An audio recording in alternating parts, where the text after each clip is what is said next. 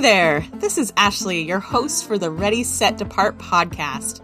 Traveling with your family can be a disaster, but it doesn't have to be. Let's go. Hello and welcome to episode 11 of the Ready, Set, Depart podcast, your podcast all about making memories as a family. We are so glad you're here.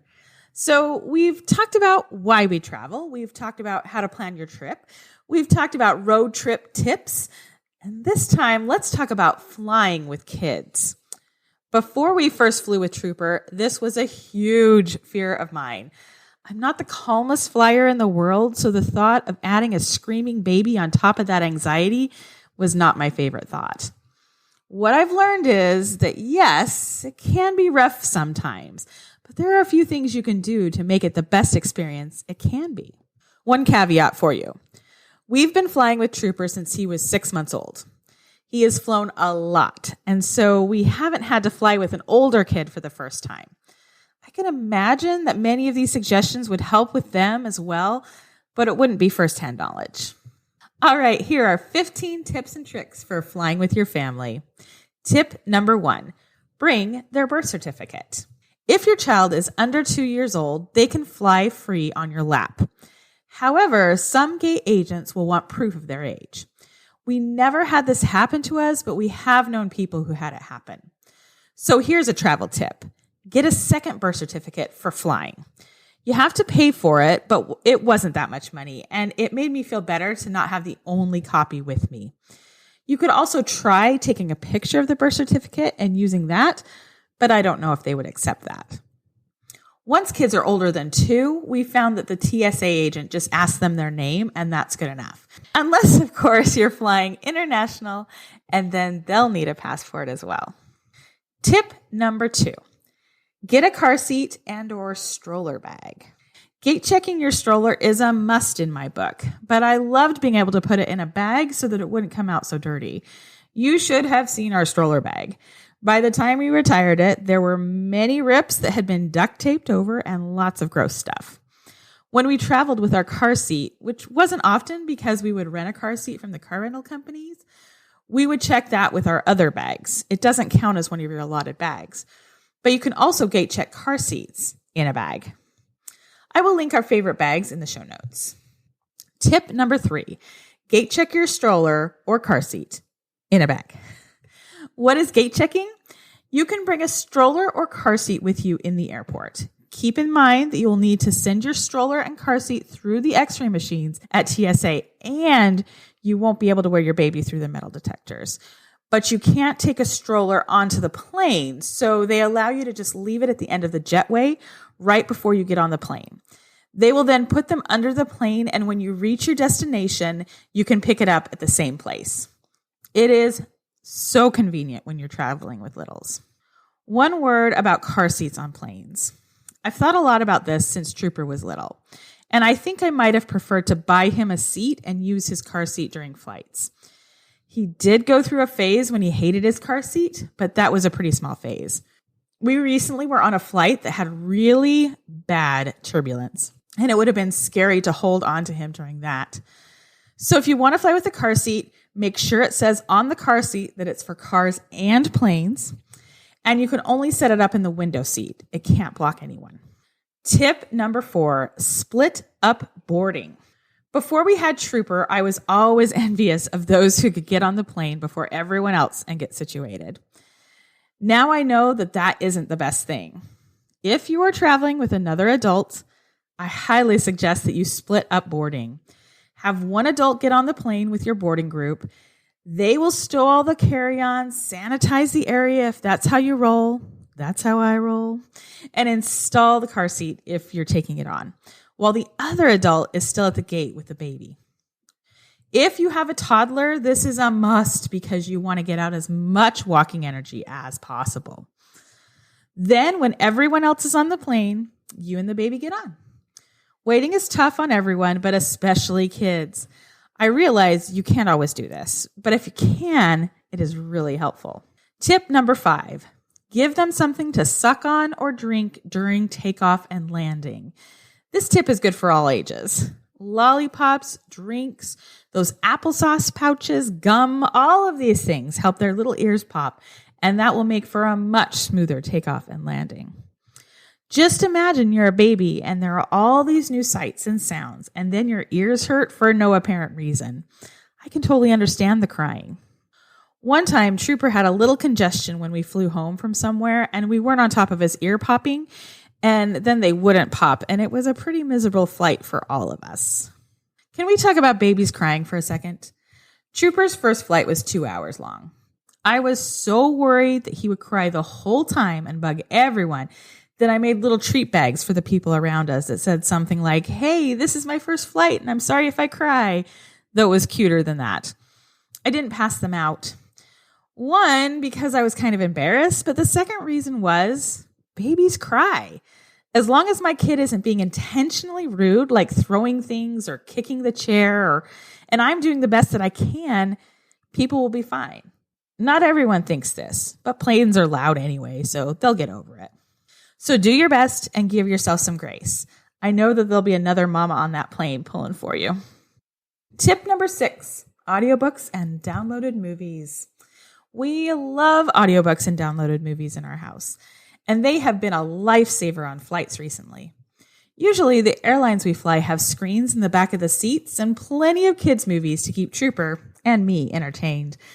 But in the last few flights we've had, they haven't worked, so we were glad to have a downloaded movie or audiobook.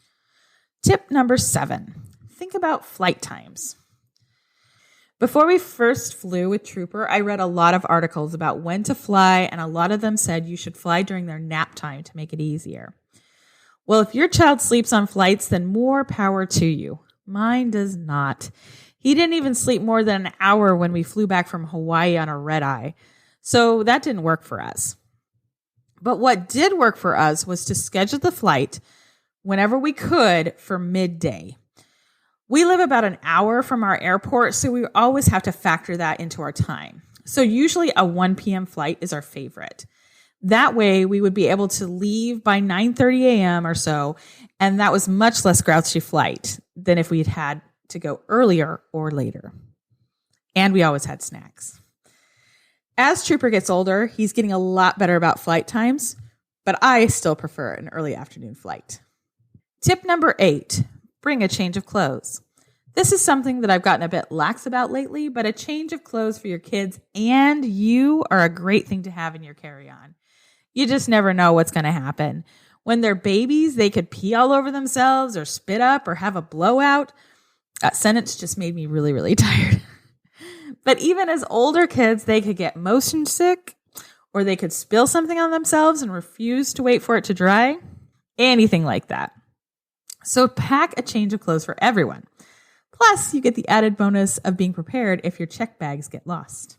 Tip number 9, bring lots of diapers. However many diapers you think you'll need, triple it. You just never know. You never know if you're going to get stuck on the tarmac for hours.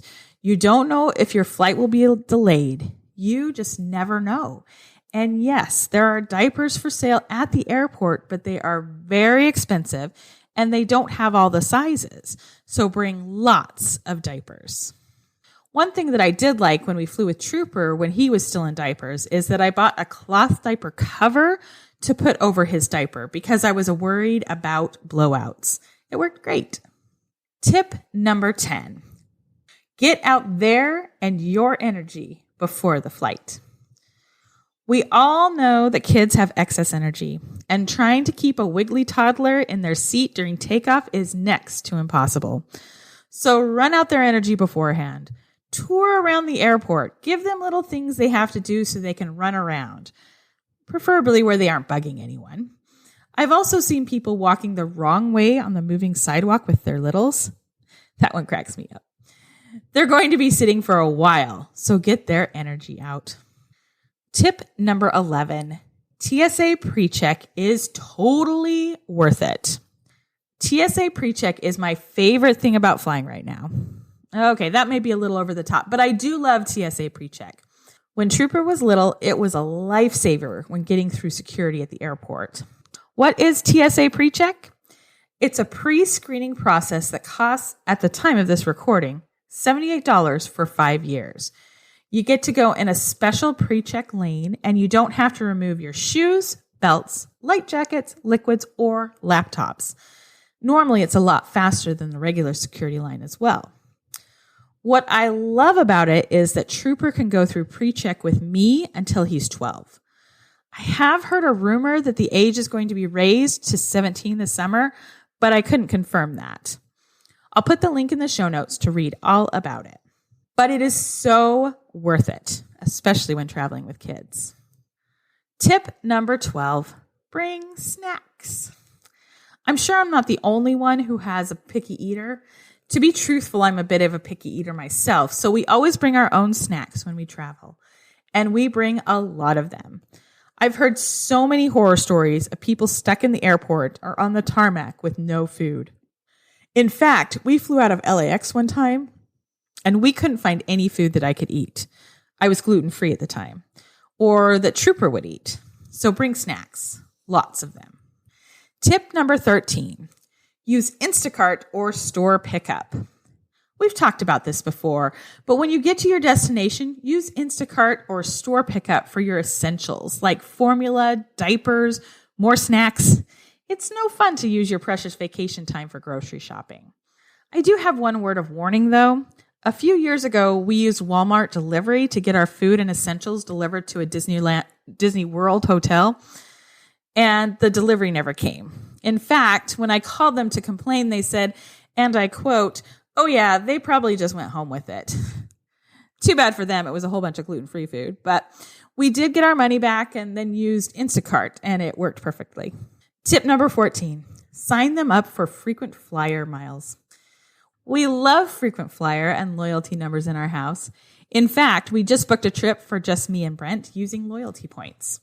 So sign your kids up for a frequent flyer number.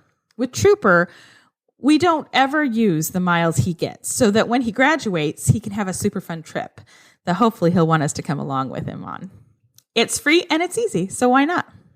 Tip number 15, use a toiletry bag for the flight. This last one, I'm still a bit on the fence about. I was scrolling through Pinterest and I saw that someone had used one of the toiletry bags that rolls out flat for their kids' markers and snacks on the plane. They just hung it from the little holder on the tray table. It looks so great. Trooper was uninterested, so I tried it out on our last flight. I put my meds in one section, like my Dramamine and cough drops, some pens in the next section, and my electronics in the last section. On the flight there, I had the perfect hook for it, and I really liked it. But on the flight home, the tray table holder was a little different, so it didn't hang. Go to our website to see what it looks like.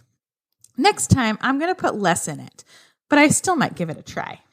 Believe me, flights are not my favorite thing without kids, but I also would rather get there quicker. Hopefully these tips and tricks can help you the next time you fly somewhere. Hey Trooper, what should kids know about flying? Hey guys, to me flying is no big deal. I don't even mind the turbulence. It feels like a roller coaster, by the way. But one thing I've learned the hard way is that you definitely need to go to the bathroom before. Don't argue with your parents. Just do it. When you're first on the plane, you can't get up to use the bathroom, so you're just going to have to hold it. Plus, the bathrooms are super tiny. So if you can get away with not having to use it, I would. So go to the bathroom just before you get on the plane. The window seat is definitely the best seat on the plane. That's Trooper's tips for kids today. Peace out! Thanks for listening. If you like this podcast, be sure to share it with your friends or even leave a review so others can find it. Follow us on Instagram at ready.set.depart. This is Ashley with Ready, Set, Depart. Remember, traveling with your family can be a disaster, but it doesn't have to be. See you next time.